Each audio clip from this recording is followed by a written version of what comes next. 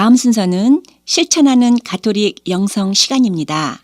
이 시간 가톨릭 안의 영성이란 무엇인가, 그리고 실천 방법은 무엇인가에 대해 주민현 요셉 신부와 김선미 아가다 수녀께서 함께 풀어주시겠습니다.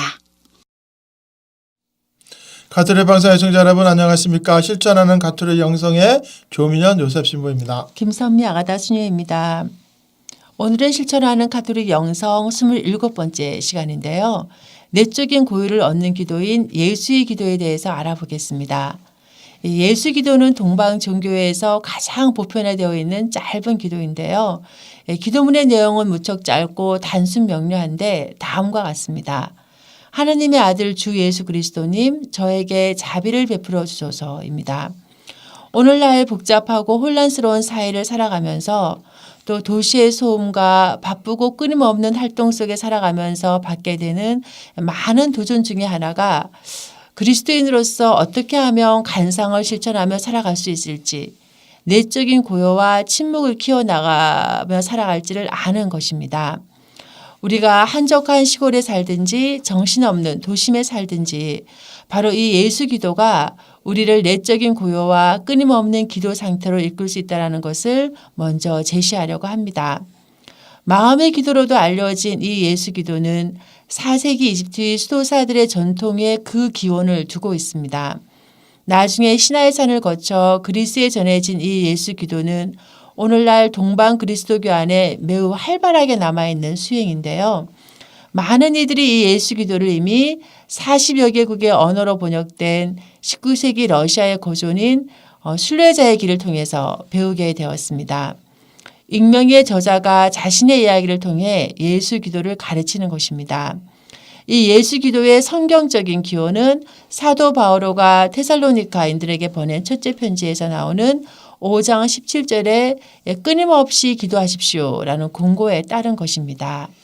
이 러시아 순례자가 교회에서 끊임없이 기도하십시오라는 말씀을 들었는데 성령의 감도로 이 말씀이 바로 자신을 위한 말씀으로 느끼게 됩니다. 그 이후로 이 순례자가 이것이 실제로 어떻게 가능할지 고민하게 되었고 많은 교회를 다니면서 자기가 바라는 대답을 얻고자 노력했습니다. 교회를 방문하면서 유명한 설교를 들어봤지만 어느 누구도 항구적으로 기도하기 위해서 어떻게 해야 하는지를 구체적으로 가르쳐주는 이가 없었다는데 아주 실망을 하게 됩니다. 그런데 마침내 하느님의 은총으로 어느 작은 마을 어귀에서 늙은 수도사를 만나게 됩니다. 그가 이런 말을 합니다. 끊임없는 내적 기도는 하느님께 대한 인간 정신의 계속적인 열망이다. 이러한 유한이 되는 실천에 성공하기 위해서는 우리는 좀 더 자주 하느님께 우리가 끊임없이 기도할 수 있는 방법을 가르쳐 주시도록 간청하지 않으면 안 된다. 더 기도하라. 그리고 더 열렬히 기도하라. 기도가 이렇게 끊임없이 이루어질 수 있는지를 당신에게 알려주는 것이 바로 이 기도이다. 그러나 그것은 다소 시간이 걸릴 것이다. 그 다음 이수도사는 농부에게 예수 기도의 가르침이 담겨진 필로칼리아라는 책도 건네주었습니다.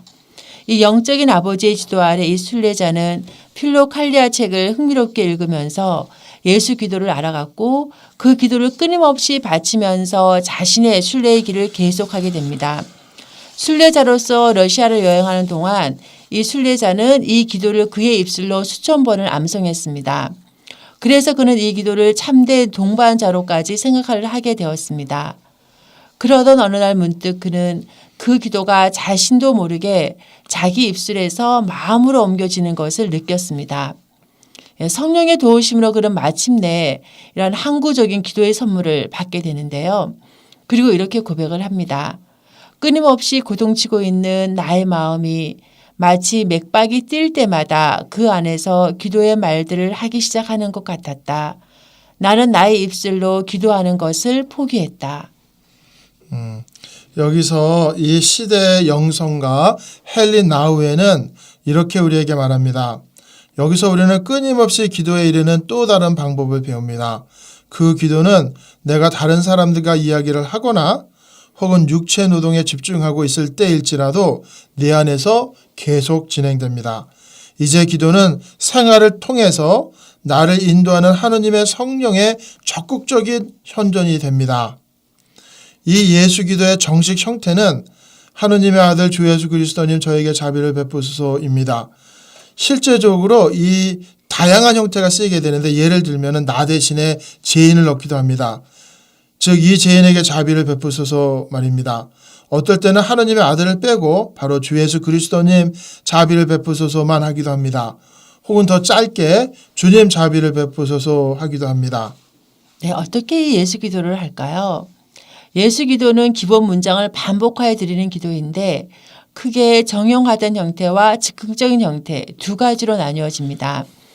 정형화된 방식은 하루에 20, 30분씩 시간을 떼어 이 기도를 외우는 것입니다. 그리고 즉흥적인 기도는 하루 중에 언제든지 다양한 상황에서 자유롭게 이 기도를 하는 것입니다.